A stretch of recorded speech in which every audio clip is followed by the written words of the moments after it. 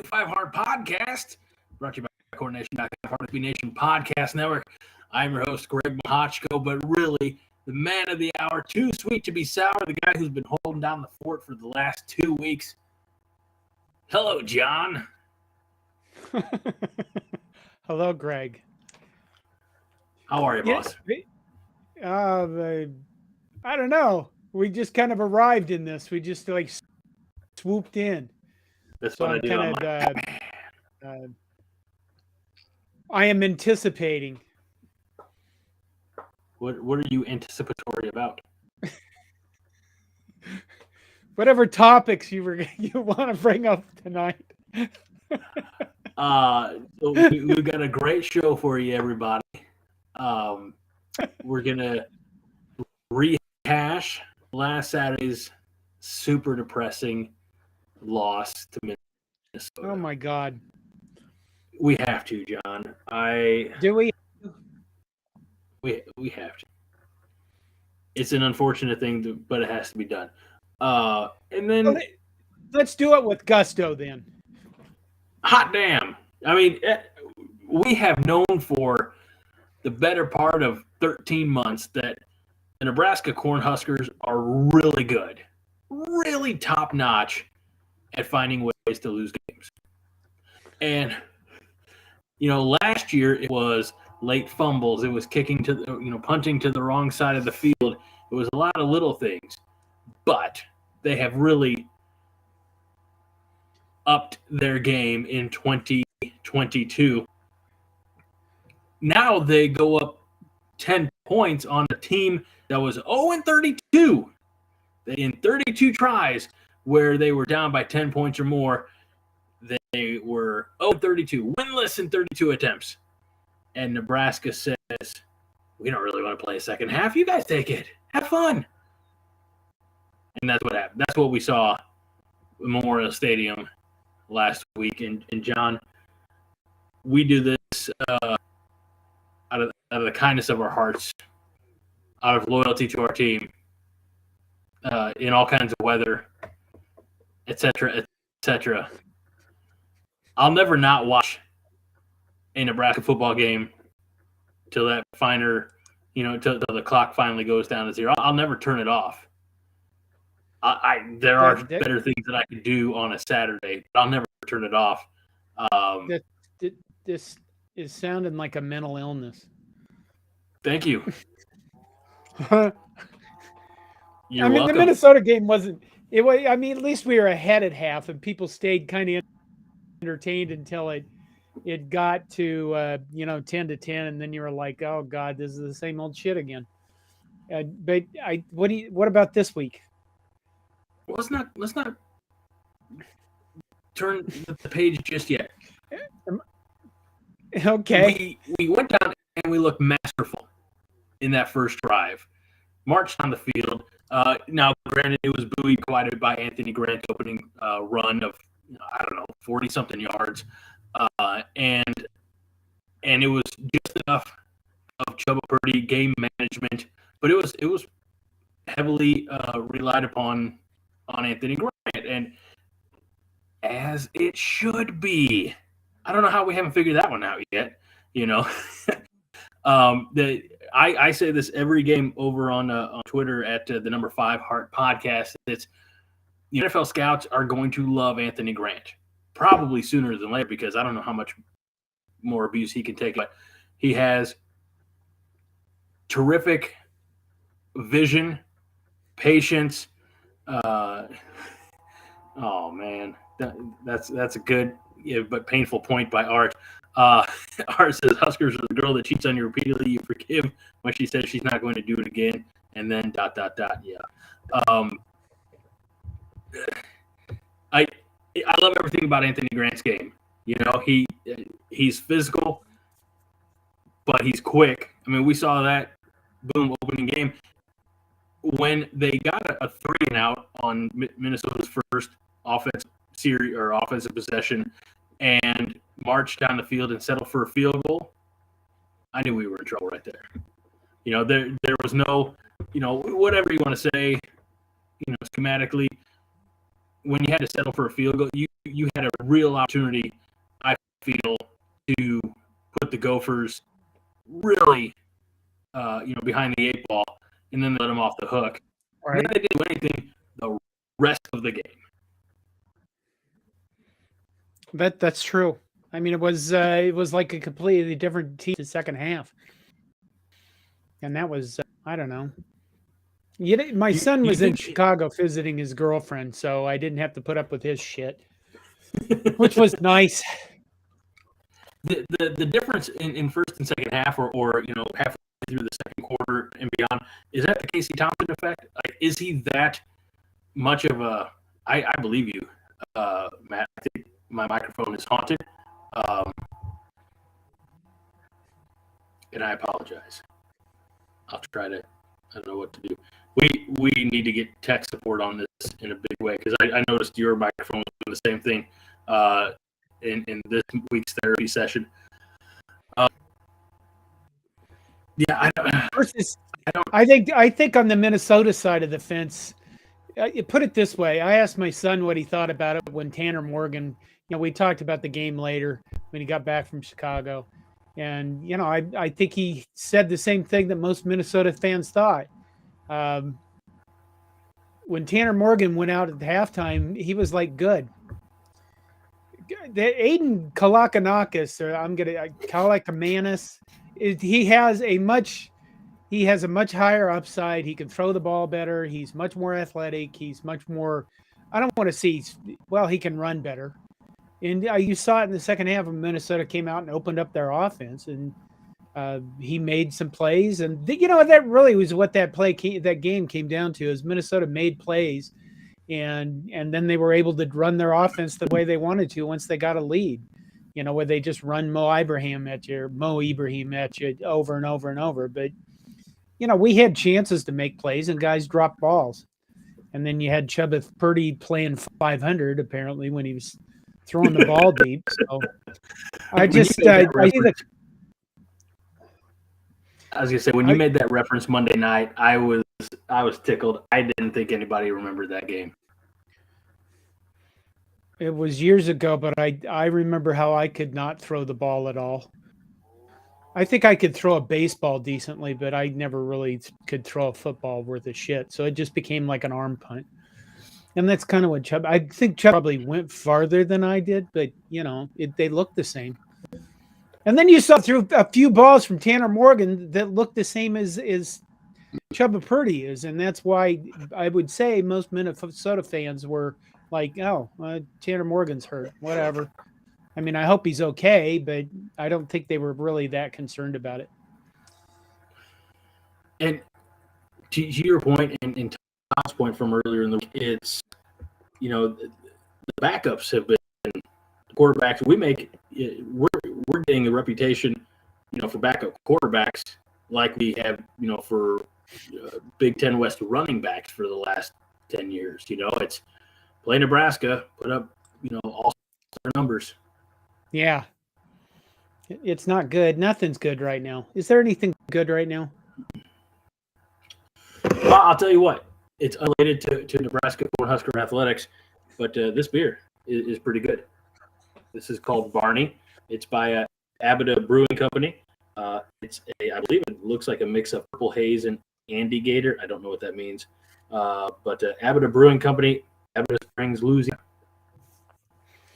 Hey, you know what else might be good? Oh, you got the pipeline jerky. I did. I ordered some pipeline jerky. I actually talked to those guys. I didn't go vegan. In my house, it's vegan. I pronounce it vegan because it really annoys my kids when I do that. And the same way I pronounce Neil deGrasse Tyson irritates them. But I talked to the pipeline jerky guys today, and I am going to do a video reviewing their jerky and talking about what they're doing. But we can talk about this right now. If you go to pipeline-jerky.com, you can buy pipeline jerky, and it's from I need to get this spiel down. By the way, they're not paying me to advertise for them. We just thought, here's the thing. They're kind of a nil deal. They're like their own nil collective. And what it is when you buy the pipeline jerky, they are basically, this is the part I need to get down. So I'm not saying this incorrectly. This may not be 100%. Okay. I got to verify this with the company guys, but This is when you buy this stuff, a percentage of the sales will go to like a fund. And then at the end of the year, they will turn that over to the athletic department as part of a nil collective, specifically for Husker linemen, something I think we desperately need right now. So I think, the guy said something that I talked to, and I'm not going to use his name because I guess I need to get I'm doing this way ahead of time. Basically, what he said is this is kind of like the nil collective for the rest of us. When you think of nil collectives, you think of millionaires writing checks. And this is basically something that people can contribute to, and they can, they can get some jerky. I haven't tried this yet. We're going to do that when we review it. They have peppercorn and honey barbecue. I am not a honey barbecue guy. So hopefully I will have Rotten Son try that. He is more of a honey barbecue guy because he's just that kind of guy. I don't know what that means, but I'm more of a pepper. I'm more hot and spicy. What's the matter with you? I prefer hot and spicy. Okay. I prefer, I prefer anger in my mouth. That should go on a t-shirt right there. I prefer anger in my mouth. I don't think we want to remember me saying that. It brings up an interesting point. How much have we found out how to monetize this show yet? How to monetize it? Yeah, I mean, we should have the 5-heart nil, and for the Brody Belts of the world. You know what? I'm going to be talking to these guys about how they're doing this and what is going on, and well, everybody. Well, a lot of people like their women hot and spicy, but I'll be talking to them about what they're doing. I think a little bit further. So I've done it. I've worked with shit tons of businesses, and actually, I've worked in the food industry too. So I think I will enjoy talking to them further. But apparently, I mean, you could go to pipeline.jerky and buy this. It's also going to be in stores soon. And I don't know what stores it. He told me that, but he was on the phone. And we got to jump back. I'm so sorry. Matt says I'd like he told me where my mouth too. God damn it. I know I completely threw off. I apologize. Wade does have a good question. I flashed it up there for a minute, but I want to revisit it. What was it? Why do they recruit QBs that when they're recruiting them, it's like, oh, wow, going to be one of the best QBs ever. Then first year here, they don't play them. Second year, looking at the next one. Is it they bring in talent? Well, I think there's a few things about that. Number one, quarterbacks like to play, and they all believe that they're going to be the next. I was going to say Parkinson. That's kind of dated. The next Tom Brady, except Tom Brady's washed up now. The next that Mahomes guy from Kansas City. Anyway, I mean, they all want to play, and I think you recruit. You probably should be recruiting one or two a class. But I think when you look back on what Scott Frost was doing, I don't think he honestly was paying that close attention to what he was actually doing. I think he just thought, I just need a whole guy of skill guys that are going to run my offense and make me look good and score points. And I don't know if he ever really had an actual plan put together and said, here's what we need to do, because he was too busy doing other shit. So I'd like to I'd like to kind of piggyback on that and say that they can bring in all these, top-notch, highly touted QBs, and we've been talking about this for a few weeks now, and I know you and Todd reiterated it as such this past Monday night, but development, there's it almost with exception, this is not I'm painting with broad strokes here, but I apologize for that. It's not everybody, but it's almost like, well, they get here, and it kind of feels like that's as good as they get. Like they almost plateau upon stepping foot in Lincoln. And you guys mentioned something particular about Mark Whipple, and like center backs he's coached, and you mentioned like Ben Roethlisberger, and Ben Roethlisberger was and I don't say this as a Steeler fan.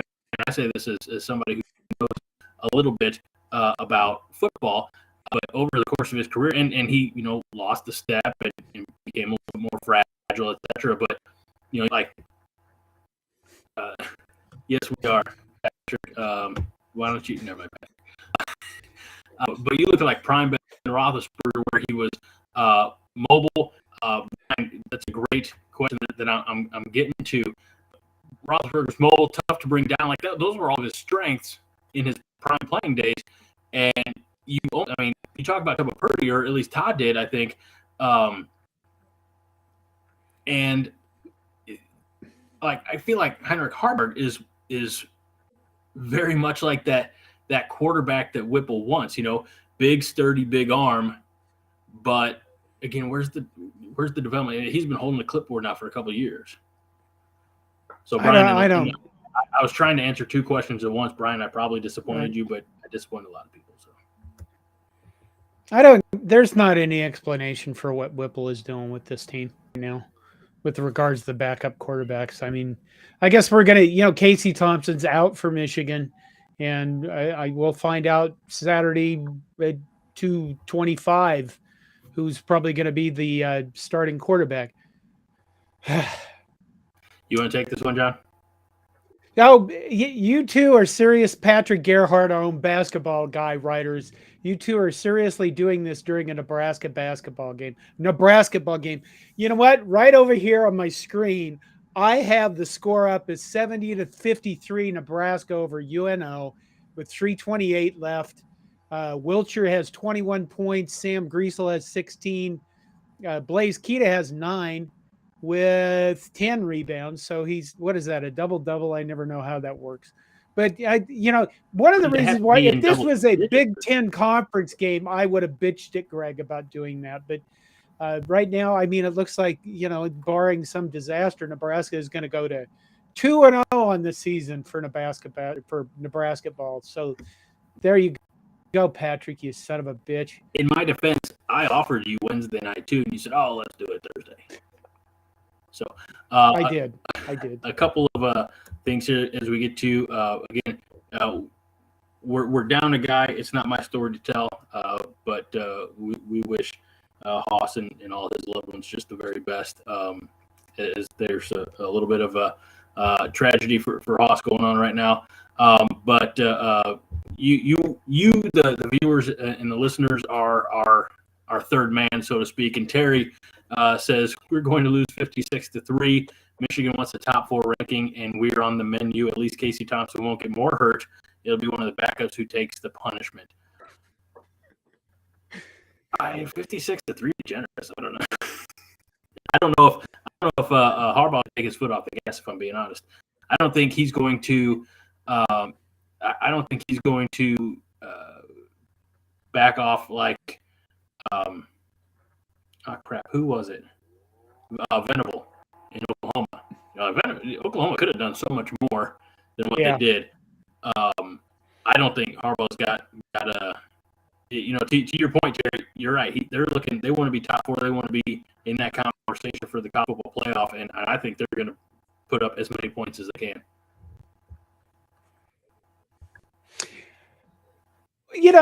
College football is weird. Watch us come out and play decently because they overlooked us. I don't think that'll happen in a heartbeat.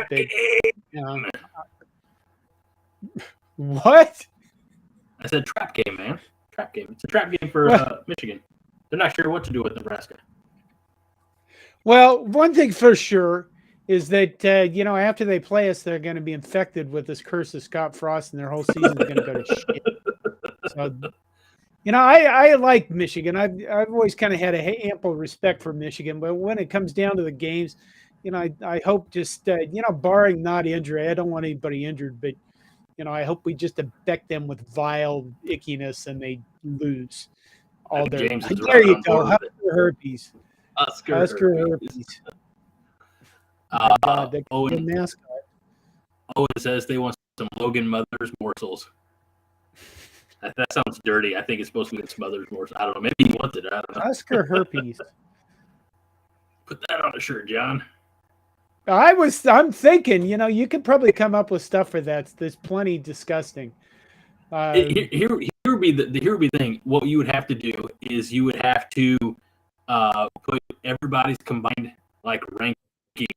Like maybe the shirt says Husker herpes, and then on the back of the shirt it's every opponent and their record after they played Nebraska. That wouldn't be bad. Husker herpes.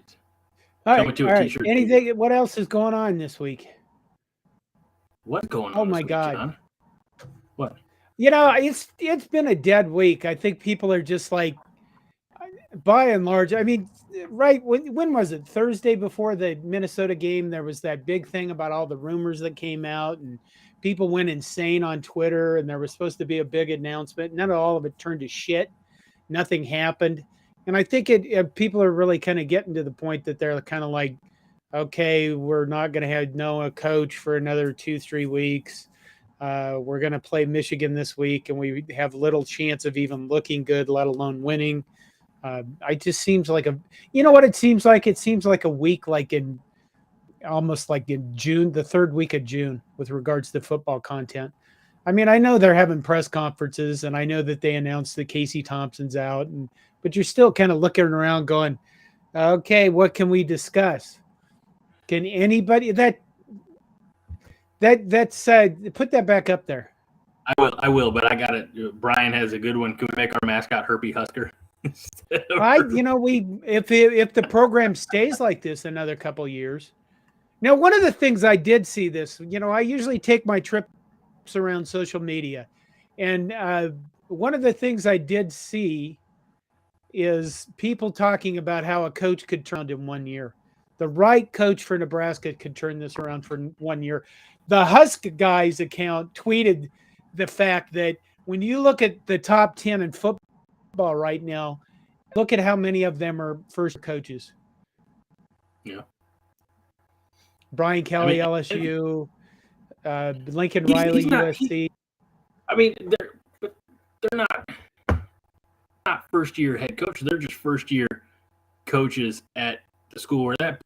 But LSU had its issues within the last couple years, but they also won a national championship. So it's not like they're not inheriting losing programs. USC wasn't in the title picture or the playoff picture necessarily, but they were. They're not. I mean, oh gosh, I'm gonna make myself sad just thinking about this. I need a breather for that. What are you thinking about? We're the natural light of college football. I don't know what that means. Natural light. It's like Bush Light, but worse. Natty Light. I mean, people, when they drink that stuff, they're just kind of down there. And you know what I mean? They're like, it's $3 a 12-pack. You know what I mean? I'm so sad. All right, Matt. It's still beer.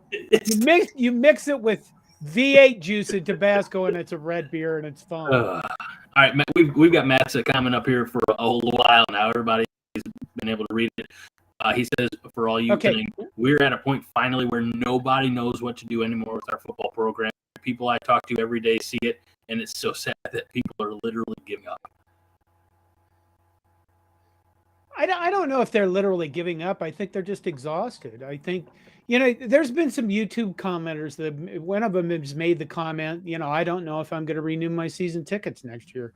And I honestly can't blame him, and because I'm the old guy on YouTube, we probably get more commenters from guys that are, one of them is 84 years old and saying, ask me, do I ever feel like because of my heart, I'm going to live to see us be good again? And he's 84. And that's the kind of shit you think about when you're 84 is, what the fuck? I've been watching this team and I've been waiting now 20 years for them to get good, like really good again. And are they going to do it before I go away?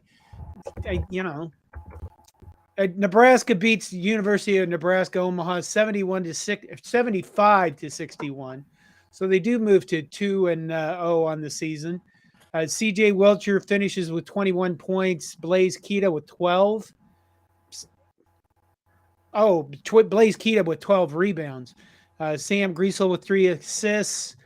Let's see. Looking at anything else. Shot 50% field goals, 37% from 3. So, it's just a pretty decent game for considering they'd gone into their first game and they didn't shoot worth a shit. And I mean, I don't know. Nebraska basketball, I don't have any expectations. I just watch the games. I really just kind of go, God, I hope we win some games. Forrest says Benning suggested Joseph is staying on Hurdat today.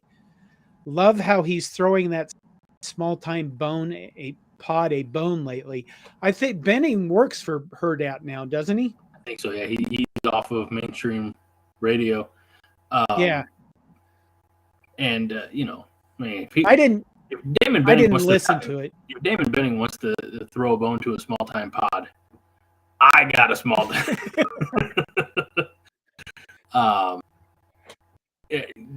You know what? I don't disagree. Dion says I'm 61 and will live to see a bowl game. There's no doubt in my mind that Nebraska will recover. Not a doubt. There will be a time we will see. I'm not trying to be, super pessimistic here. I know in my lifetime I will see Nebraska in the college football playoff conversation. I know it. There's too much here. It's the way the college football landscape, nothing else, the way the college football landscape is shifting. You have TCU. TCU is in the conversation right now. You telling me we can't be the next TCU? Or, we can't at least be us again? I mean, it's going to happen. It sucks that we are. Thank you. Terry's right. Terry. Thank you, Terry. He was questioning. He said, "Will I live?" You will. Yeah, you will, Terry. Terry, I promise. Don't get hit by a bus. Just look both ways when crossing the street. That is true, But no, I do believe, from the bottom of my 5 heart, that Nebraska will rise again. Not to borrow a Southern cliche, but there will be a return to prominence. And, we will look at the last 20 years or, when this return starts to happen, we will look at whatever time frame this is. We will look at the early 2000s and say, "Oh, those are some dark times." Man, I'm really glad we're back. And look, you can't appreciate the good times without experiencing the bad. I think in the 90s, maybe we took our success for granted. I think if you look back, that's a very real possibility. We just expected it every year, and then the wins started tapering off, and now we are here. We're where we are. We will, like a phoenix, we will rise from the ashes. There's some hope, John. Okay. I kind of, Owen Walker, what did he say? Where'd that go? Now I'm missing everything. Oops, you pinned those things. I pin a lot of things, John. Pin a little bit of this. Owen Walker says, which will be more disappointing, Trev hires MJ or Trev couldn't hire any of the big coaches? None of this has happened yet. I personally think that the coaching search is probably going on and nobody knows what's going on. I think I said that Monday night. I still believe it. I think that this has been probably a very good coaching search because everybody doesn't know a shit. That nobody knows anything. And I'm guessing Mickey Joseph doesn't know himself because I would guess that if Mickey Joseph knew himself, somebody would just ask him a question at a press conference and he'd answer it, because he's, number one, that raw in front of a microphone, and number two, that blunt and honest about what's going on.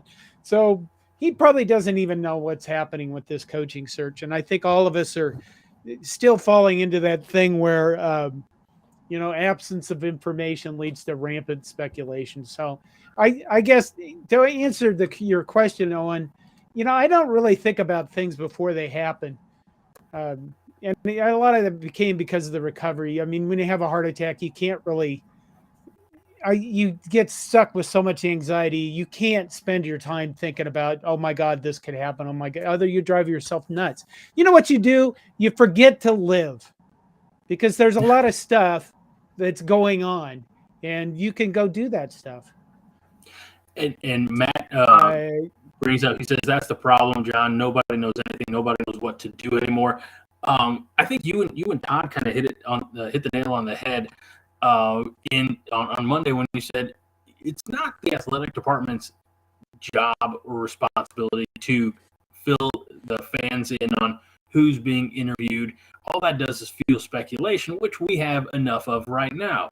I think to the latter half of Matt's point, nobody knows what to do anymore. We are in uncharted territory. Honestly, when was the last time a Nebraska coach got fired mid-season? It hasn't happened in my lifetime. It didn't. So I think all of that. Now, I understand the reason they did it. I don't think you could have, maintained Frost for the rest of the season without, we saw what he did with the time he had and where we're at now. The program would be that much more torpedoed if he would have played out the other 9 or coached out the other 9 games. Probably. Nobody knows what to do anymore. Matt, you're absolutely right. All we have to do is just, dig our heels in, and we'll get to you, Jack. Timeout. I've got a series of Jack the Ripper comments that I'm getting to. So you will be heard, Jack. You'll be heard. But we got to dig our heels in. And look, what I know about Nebraska fans is we're not fair weather fans. We're not bandwagon fans. We're not going to jump off and become Minnesota fans. I mean, there's the proximity aspect for you, John, and you sent a child to Minnesota, so that's but I didn't send him. He was an adult. He can make his own choices. You paid for him to go. That's fine. No, I didn't. I didn't. Yeah, I will say this. One of the things I did with my kids, I said, I'm not paying for your college. You can go wherever the fuck you want. So they did. And so he went to Minnesota. Just dig your heels in. Again, we're not the type of fan base that's just going to tuck our tails and run. That's just not who we are. All right, we got a lot of Jack the Ripper to get to. Jack the Ripper asked initially, any other historic dominant program who fell from grace so far? He answered his own question, said Miami. I don't disagree. And then he follows that up with, and you must do one thing before the program will turn around. Ask me what it is. All right, Jack, the floor is yours. I'm just going to sit here quietly and wait. Yeah, I want to know what it is too.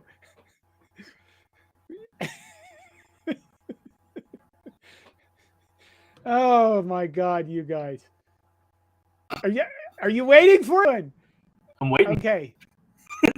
So I'm going to go back to Wade Farr's question. Wade Farr had a question in here. We're waiting for you. I can't find this. Okay, Wade Farr asked a question about. Wade Farr and you must change. Hold on, here we go. We got an answer. And you must change the endorsement to Nike. Is this like the Coke Pepsi thing? I'm waiting for elaboration. And why can't you go to a restaurant? I mean, we're in civilized times. Why can't you go to a restaurant and get Coke or Pepsi? Why has it got to be one or the other, John? I don't know. I don't drink either of them. All right. Jack the Ripper says Nike teams win everything, and they have for 20 years. So Somewhere in here, Wade Farr asked a question about what will happen to all the recruits that Mickey Joseph was brought in, or what will happen to the existing recruits. And the answer to that is we don't know. I mean, the fact is that the rumors around Malachi Coleman, the best guy in the state, is my understanding, was that he was not going to commit to Nebraska as long as Frost was there. So I think people go to schools for different reasons, and it's not always just the coaches. I mean, a lot of Nebraska kids are probably looking to go to Nebraska because they want to be there. Uh, kids, recruits do weird things. Like I saw the red N on the helmet, and I fell in love with it when I was in 10, and I always wanted to play there, kind of stuff. So all of that stuff, we don't really know. I mean, that's just something that's going to have to play out. And I realize we are supposed to engage in rampant speculation. I think the other thing, part of this is nil. Nebraska looks like they're ready to roll on nil. And honest to God, truth is, you kind of get the indication that they weren't before. You heard talk about it, but I don't. Getting from talking to people, I kind of get the idea that it was more. How do I want to put this? I get myself in trouble. It was more like a storefront. I think it was more there like a storefront than it was a full established business. How about that? For where Nebraska was with regards to nil. And I think now it looks like it's going to be much more in place or much more structured going forward than it was. So, that's going to help a lot. And I think that's something that a lot of the rest of our Big Ten West counterparts don't have going for them, is probably as big a war chest as we have. And that's really going to be important in the future. Is you buy a beef jerky or pork jerky, beef jerky, peppercorn, and getting the war chest set for the offensive line, but particularly. John, can we turn our T-shirt and merchandise store into an NIL fund? Or are you doing that solely for your selfish means? Right now, it's my selfish means. John's like, I got bills to pay, damn it. I want to touch back. Yeah, I have. Listen. I have no idea what I'm doing with this. I just kind of set it up, and I thought, well, let's see what happens, and it's going better than I thought. I don't know. Maybe something will happen with that later. It'd be kind of, I could sponsor like a long snapper or something. That'd be great. If one of I have 3 sons. You know this. Maybe people watching don't. I have 3 sons, and if one of them wanted to be a career long snapper, my blessing. Go with the grace and favor of the Lord, because you can have a very long career as a long snapper. I want to come back to this comment from Wade about improving the line on both sides. He says most of the recruits are specialty players, not offensive or defensive linemen. Yeah, I mean, that's just a numbers game, right? And I know Haas has talked about this. I think it's the Bill Parcells or philosophy is that you get so few young men who are able to do what an offensive or defensive lineman does. Speed is, I mean, a lot of guys fast. A lot of guys can catch football, but how many of them can react quickly? And I'm not doing any justice to that quote from, I think, Parcells. I'm just saying there's a lot more recruits in specialty fields than there are, capable Division I offensive linemen, I think. Let's jump down here. We have some good it's always blamed on the coaches. Matt's been a good contributor tonight. So thank you, Matt. It always blamed on the coaches. The kids playing have played damn near the whole life. The blame game needs to stop. It's not our facilities, not our shifty weather. People are sick of excuses. Yeah. I mean, I don't disagree. I was going to try look. No problem, man. It's a joke. It's okay. You win as a team, you lose as a team, right? And that's coaches and players. And I do appreciate Mickey Joseph's, I guess, way of responding in the press conferences about, especially early on when I was watching him, I'll admit. But he said, we got to do a better job. That's on me. That's on me to prepare the team. And then the players come out. I feel like there's a higher level of accountability than there was the first few weeks of the season or the last 3 or 4 years. Everybody seems to, blame themselves, I guess, which, right or wrong. But you're right. The players have to be out there executing, but they have to be prepared in a way that's going to set them up for success. Yeah, that's true. I'm gonna blow Matt's mind right now. What are you gonna blow Matt's mind with? Watch this. You ready?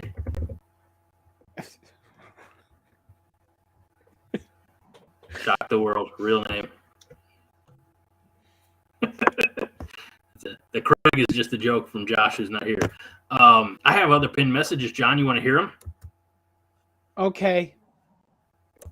This one comes to us from Matt Hansen. Do you think it will end up being Mickey and bringing in some sort of tutor for him? No and no, if I'm being honest. I don't think they bring in a tutor.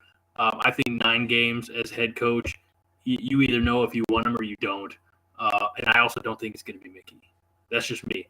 No. But I don't think you bring in a head coach tutor. Like, what other head coach is going to come out and be like, what? Let's get him some Monday afternoon tutoring. I don't know how that would work. But I also don't think it's going to be Mickey Joseph. And that's no disrespect to Mickey. I like Mickey. Again, going back to Mickey just a few minutes ago, the word accountability.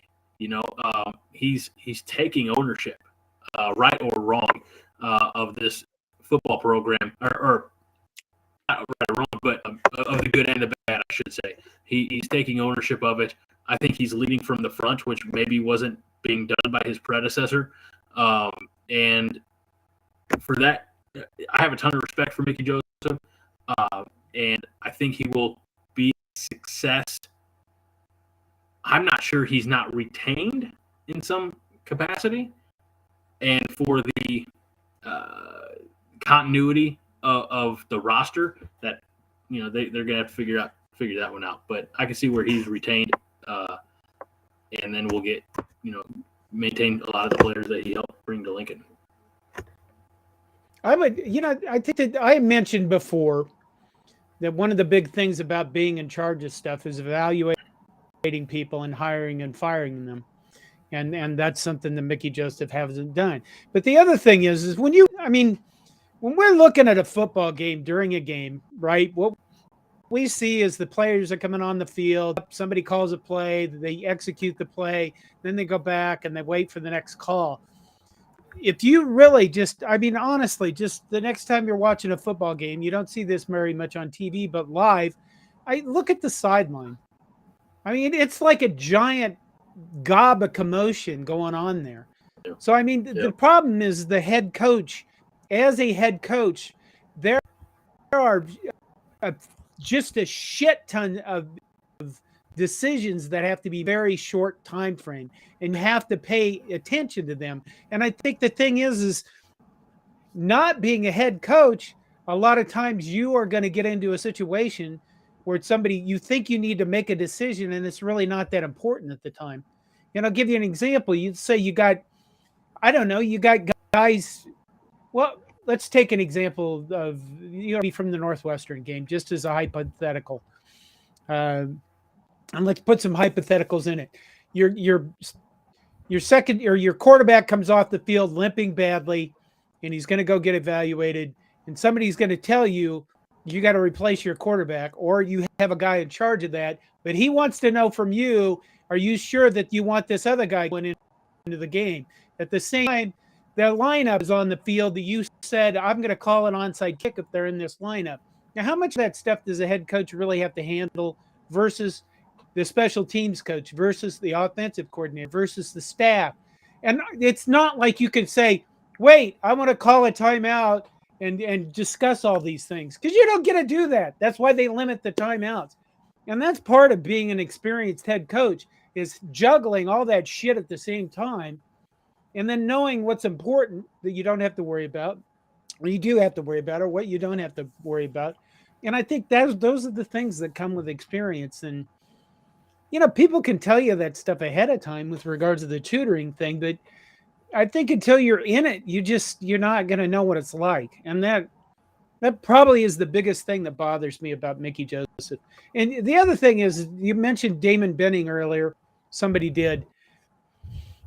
And I pointed out, I did a video earlier today about Mickey Joseph. And I really think that a lot of times when the media guys or people are talking about Mickey Joseph, I think in the back of their minds, are they afraid that if we hire an outsider like Bill O'Brien, he's going to come in and say, okay, well, I'm cutting off everybody's access? And that's a big deal, I think, to people, because right now access has been I'd say it's been pretty open for former Nebraska players or whoever wanted to be involved or around the athletic department or things like that.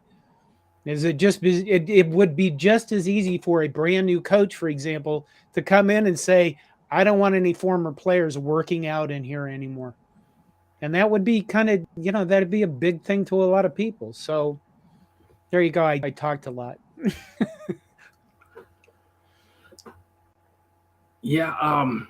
I don't know. It's the whole thing is, I'm probably more okay than most with whomever comes in, like cutting off some of that access.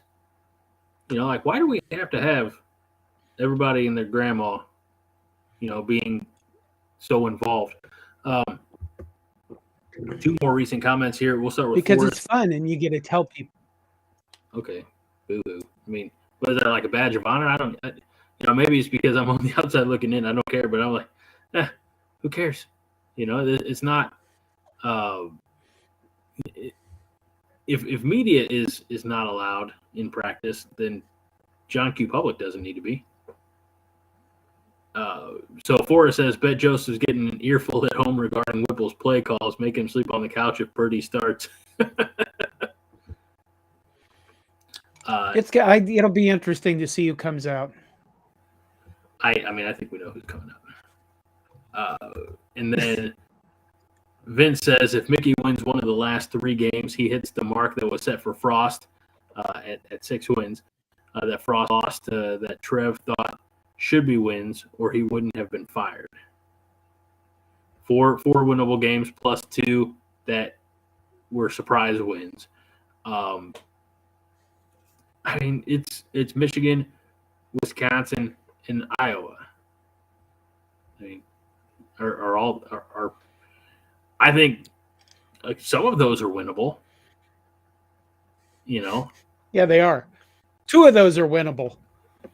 It all depends on what other team shows up. Right. Is it going to be the Michigan team that allowed Rutgers to hang around with them for a little while?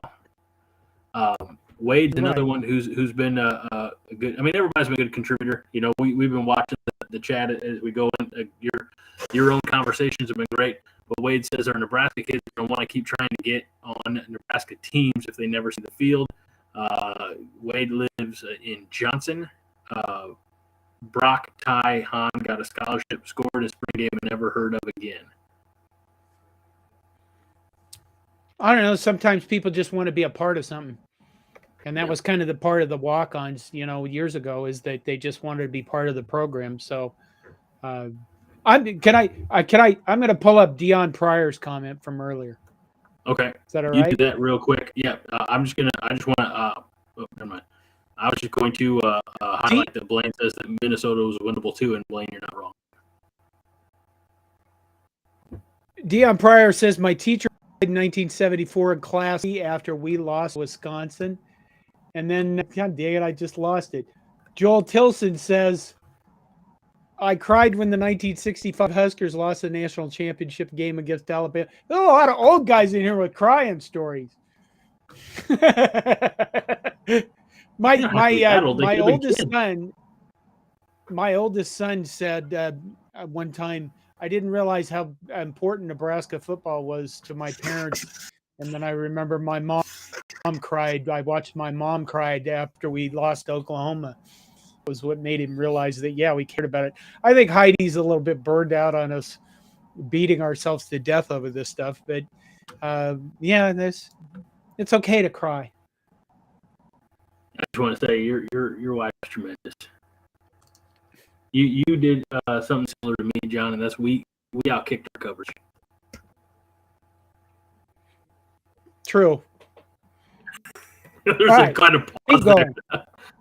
All right. So Blaine had another one from earlier. He says, "What right here, right now? Where's the biggest issue? Administration, coaching staff, or players?" You mean with this year? I guess so. Yeah. I would almost say probably two. It is too small of it. You say it's the players? Yeah. It's very specific. It's very, very specific. I'd say it's very, very specifically our offense. We don't really have serviceable offensive tackles. And if you took two, they played well at the beginning of Minnesota. I mean, they blocked well. It was about as well as we've seen them block. But either because of the coaching staff not teaching them or them not being positions, we don't have good tackles, and you're not going to do a lot of stuff without decent tackles. You're just not. So if we had two tackles, if we were able to take two starting tackles from any other Big Ten team and put them on our team, we'd have more wins. I can guarantee you that. So right there, I would say that if you had me pick one thing, that's it. I would say yes. And I would say because with the administration and largely the coaching staff, you don't have a big enough sample size, right? I mean, Trev Alberts came in, just about a year ago, right? And started making adjustments. And the coaching staff was one of those adjustments that got made, middle of the season. Also, it was retrofitted a little bit in the off season. Now there are gaping holes on the coaching staff, but they are in relation to the gaping holes on the position or the position group we just talked about, offensive line. So improvement could be made, I suppose. And then I'm probably not going to pronounce this right, but Fongwei Reldman wonders where NU ranks in outgoing transfers since the portal began. I guarantee you they rank her on incoming transfers because that's where we've been seeking a lot of talent,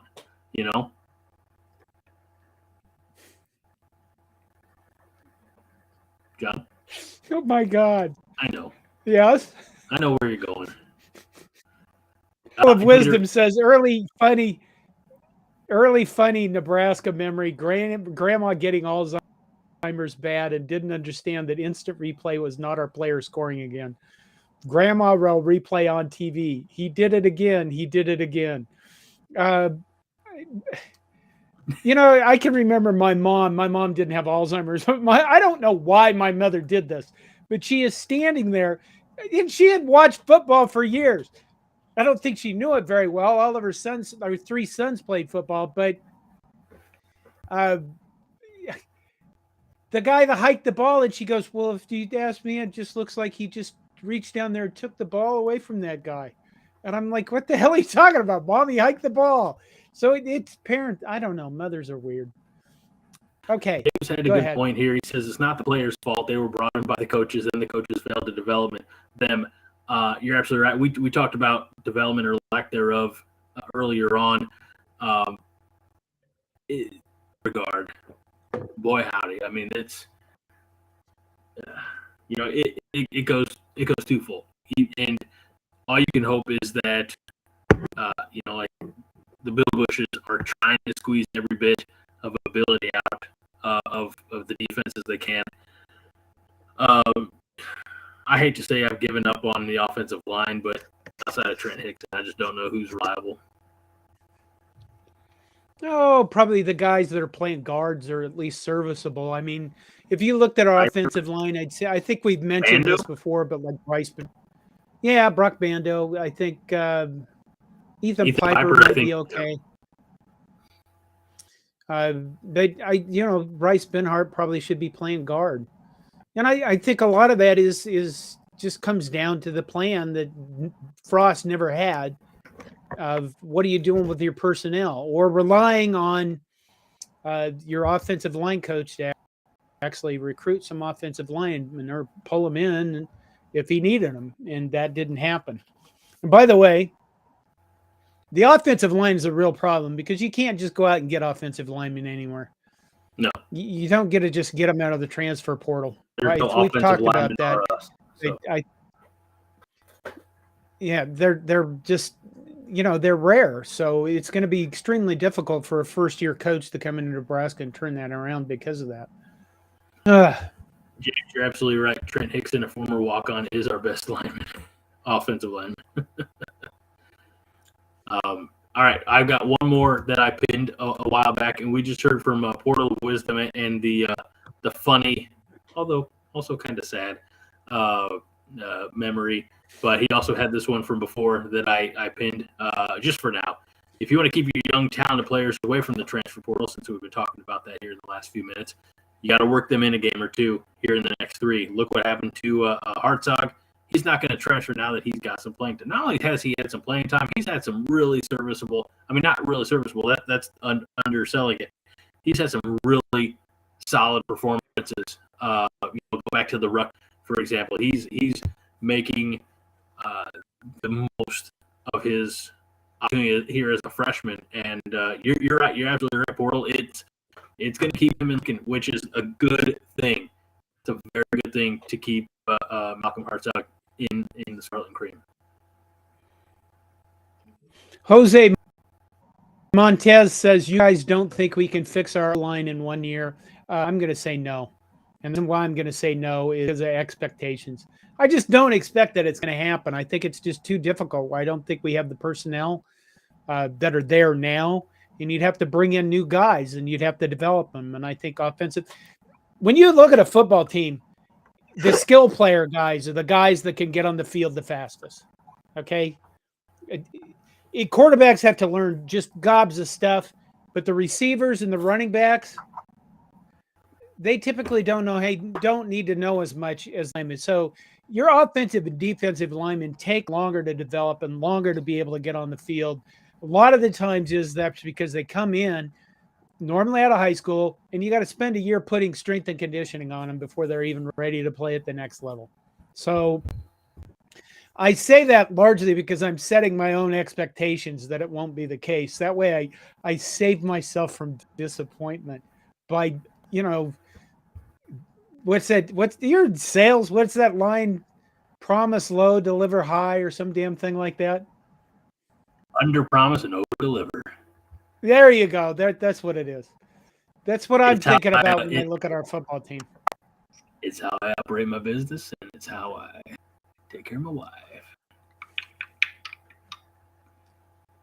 This episode brought to you by Blue Chew. That's an old one. All right, Matt has we're running out of it, but Matt has a good one that says, John and Greg, what happens next year? New coach, etc. Yeah, new coach. Probably a lot of them. And hopefully we just get back to basics. And remember, here's where I'm at. I like my football teams when they're known for 2 things: a stout and solid, nasty defense, and a solid running game. Now, does that mean I'm running the damn ball guy? No. Because if I see another run up the middle on 3rd and 17, I'm going to flip a fucking chair. Play the situation, right? I mean, come on. No. But you have to establish. I'm old school. I know. But you have to establish the run. I firmly believe the run opens up the pass, not the other way around. That's just me. Wait. I got a message. Oh, shit. Come in for the universe. I can tell you exactly what's going to happen next year, Greg. 3-9. No, come on, my God. We're going to hire Bill O'Brien as our head coach. He's going to be the next head coach in Nebraska football. Nobody will be with this except for the people that wanted Bill O'Brien as the head coach. So the vast majority of people are going to go, why the hell did we hire this guy? Mickey Joseph will stay on staff. Bill Bush will not. Bill O'Brien will bring in his own offensive coordinator, defensive coordinator, his own coaches other than Mickey Joseph, who will move back to a wide receiver coach, but maintain the job title of a associate head coach. We will hear all during the offseason about how great we're going to be, and everybody will look at that and go, we're tired of hearing this shit. Piss off. And then first year we will go 6-6, and we will call it, oh, thank God this drought is broken. And then the following year, the Big Ten will take divisions away, switch to this pod stuff or whatever the hell it is, and we'll have to face. Then the juggernaut of the NFL-like structure begins. And we will be angry forever for losing games, not realizing that our future of college football will be forever more like the NFL, in which you make the with a 8-7 record or some damn thing like that. So happen next year. And you know what else is going to happen this next year? Nebraska will finish 9th in the Big Ten in basketball, and we'll just leave it there. Fred Hoiberger will chain his job, and we'll go on with Fred. What's Fred going to have to do to stay in out? I think he just has to show progress. I mean, he has to not finish 13th or 14th. I know people would be like, well, they fired Frost, they should fire this guy. What the fuck was the point of that be? I mean, if he can show he can put a team together, he can last as long as he wants at Nebraska, as far as I'm concerned. If he can start coaching Big Ten basketball and win some games, and this year, let's say finish 10th or 11th. I mean, I'm not asking for much. But I think, that's where I say just take basketball one game at a time. It's going to get tougher. The Big Ten's a juggernaut. Keep in mind, Derek Walker hasn't even played so far this year. So I don't know. Joel Tilson says no on Bill O'Brien. You see that? People are going to I think everybody is going to be just disappointed. Well, that was the wrong one. All right, might as well hit this one. Ralph says USC, UCLA coming in, now even top Florida schools over filling in the league from the Pac-12. No. I mean, I'm not saying no, it's not going to happen. I want it to happen. But to your point, John, everybody's going to hit the line. And all you're doing is prognosticating. That's all. Here's the thing about Fred Hoiberg. Like you said, showing a little bit of progress. Folks, try to stay with me on this one. All we ask of him is that he finishes in the top of the bottom half of the league. Right?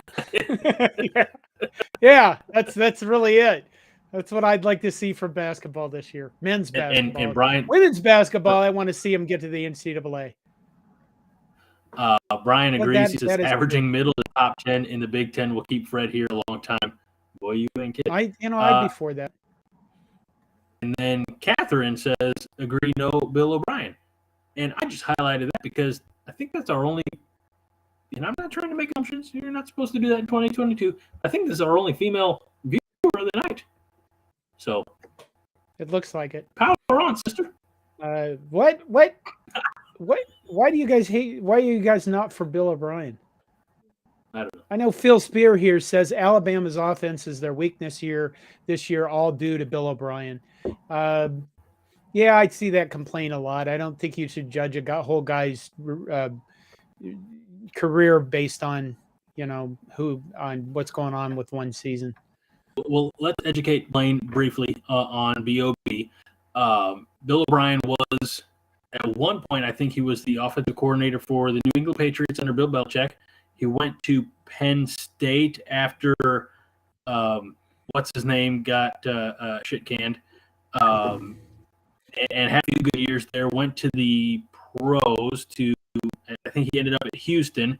Ran into some trouble there, and part of that trouble was named Deshaun Watson. Lost his job, and I think took a little bit. Maybe he ended up back at New England. Now he's the offensive coordinator at Alabama. And according to some, that's Blaine. I did a video on Bill O'Brien. If you go, there's a playlist like Nebraska's coaching search, and I did a full thing. Alabama's offense is awful due to Bill O'Brien. Well, I would ask this: who likes their offensive coordinators? People do, but I'm not disagreeing with you. I don't know if you guys do. You guys watch SEC shorts? It's the YouTube. The every week after the SEC plays, these guys. I think they sold out the ESPN or something, but they do these short skit videos, and they're absolutely unbelievably funny. And this week they did. SEC. I think because it's the SEC, John, it'd be the SEC jorts. I don't get it. Okay, but this week they had this thing where they had Alabama. God, excuse me.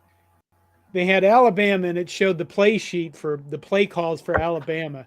And all of them were the bingo card of Alabama, and all of them said maybe Bryce Young will do something. It was funny. I took that a long way for a really kind of a shitty punchline, didn't I? Yes, I did. Okay. I appreciate you, Phil. Just know I appreciate you greatly. Thank you so much. All right, well, let's get to predictions because we're over an hour into this, and that means that John's starting to sundown. It's not too far from the truth. No. All right, so Nebraska at Michigan, and I believe they're top 3 Michigan. What is it? Fourth. Georgia, Ohio State. Okay, Georgia, Ohio State, Tennessee. Tennessee and Georgia switched places after the big game last week. Thanks, Owen. See, you guys want shout outs. I got to compliment me. That's all. No. So Nebraska goes to the big house to take for Michigan. And John, I'm going to let you lead off. Okay. Nizzy says number 3. Oh, I will say, I'll say 45-17 Michigan. I think that set the table for us, big guy. I don't know how we're going to score 17 points, but I think Michigan is, Michigan has 2 really good. If we can stop, Nebraska's defense has shown some life at times. And if we can stop Michigan from running the ball, then we can do something in this game. The problem is going to be is that our offense has to do something too. They have to be able to maintain clock. They have to be able to maintain time of possession. And if they can't do that, then our defense, listen, Michigan has depth and they have good players. And what will happen is maybe Nebraska's defense can keep up with that for a little bit into the third quarter. But after that, they're going to be exhausted unless our offense can actually get first downs and focus on getting first downs, not fucking focusing on scoring. If you get first downs, eventually you score. You got to work on the little things. So offense, get first downs, defense, stop the run. You miss it, keeping it, respectable or something.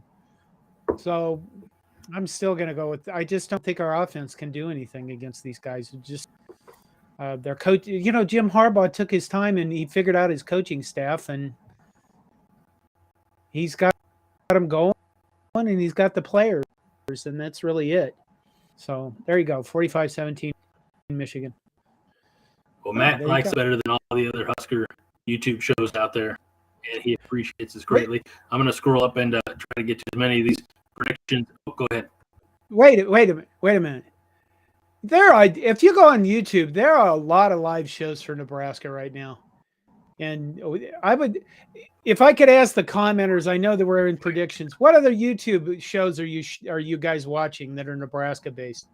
Just out of curiosity. And because I've heard that about us, we actually. I'm trying to sorry. highlight. Go ahead. All right. So Phil says a very depressing. Nebraska 10, meat chicken 49.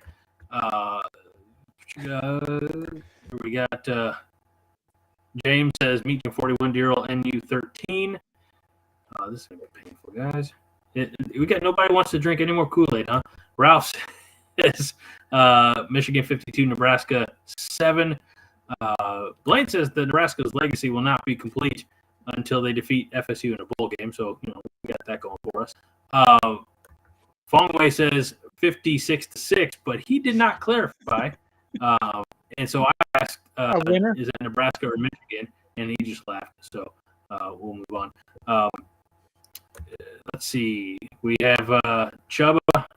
If Chubba plays, Vince says it's 52-10 Michigan. If Smothers plays, it's 2017 Nebraska. There we go. God bless you guys. Going in finally with some Kool-Aid. NU by 17 is Nitty's guess. I think that if I'm reading that right. Let's see if I missed anybody. I might have. And if I did, I apologize. I'm not. The little scrolling bar is very small, so I can't even grab a hold of it. That's what she said. Moving on. Brian says NU slows down the game. Okay. Defense holds up for a while. Michigan 34, NU 10. We need the Smothers brothers, is what Joel said. And here we got Corn Crazed answering some of your questions now. Corn Crazed, Egg Red Rant. Blaine says only you. Wow. All right. If I read that right. We got a diehard there. James is killing me here. James says Nebraska no chance on Saturday. Why predict a score? Because it's fun. It's what Wade, we do. We've been doing this for years. Wade says depending on our quarterback 23-33 Michigan. I'm trying to add some sound effect there. Jose doesn't care. Just wants to beat Iowa 60-0 someday. There we go. Matt says that John, for one, he likes 16-20 the zone. And Owen says 27-31 Michigan because our defense stepped up more than ever and a break game for Smothers. Was it who was it? The little Nebraska kid a couple of years back. Last time Nebraska was at the big house that was it? Oh, Wyatt Mazur, right? Am I getting that right? Am I pronouncing that right? He had a touchdown in the big house. Yeah. All right. Here we go. They're going to have a rotation of quarterbacks, Nebraska will, to keep Michigan off balance. We're going to see Chubba Purdy. We're going to see Logan Smothers. We're also going to see Henrik Harbert because he's got that prototypical size that you like in a quarterback. Trey Palmer's going to have a bounce-back game after being pretty much negated a week ago against Minnesota, which is an odd thing to say because Michigan should be much better than Minnesota. I like how one of the commenters said, keep the ball away from all you do is keep, the Michigan offense off the field, which would be here if we had an offense, which is going to happen this Saturday because, as I mentioned a long time ago in this episode, this is a trap game for Michigan. They're looking past us. They got the game. They got Ohio State on their mind. They're thinking college football playoffs. They're not worried about Nebraska. They're like, we won 1997 national championship. I don't know if this is what a Michigan sounds like. All I'm saying is Nebraska's going to shock the world. About statement games, Mickey Joseph might just sign his contract on Sunday. He might sign it Saturday night before they leave Ann Arbor. Nebraska's going to win this game. Stop me, John. I got it around here somewhere where I predicted Nebraska would go undefeated. Here it is. Nebraska's going to go undefeated. Now, I got a few of these wrong, but I'm going to get this one right. Nebraska wins this game, shocking the college football world and the 100,000 in the big house. Nebraska wins 24-21. I'm not laughing at your prediction. These are laughs of joy. I'm not laughing at you. Wait, agrees. He's like 3 quarterbacks. We might win then. Yeah, damn right. 3 quarterbacks. I don't know. Do I need the electroshock therapy plan? Or should I go straight for the lobotomy? I don't know. I don't care. Here we missed one. James says, I'd say a margin of less than 20 points is a big more victory. I doubt that happened. I'll play and predict 48-17 Michigan. I do. You know what? What's our store, John? What's our store name? Hobbycorn. Hobbycorn.com. Yeah. Can we get a big red cup that says Greg's Big Red Kool-Aid on it? Or we probably can't use Kool-Aid because that's trademarked, but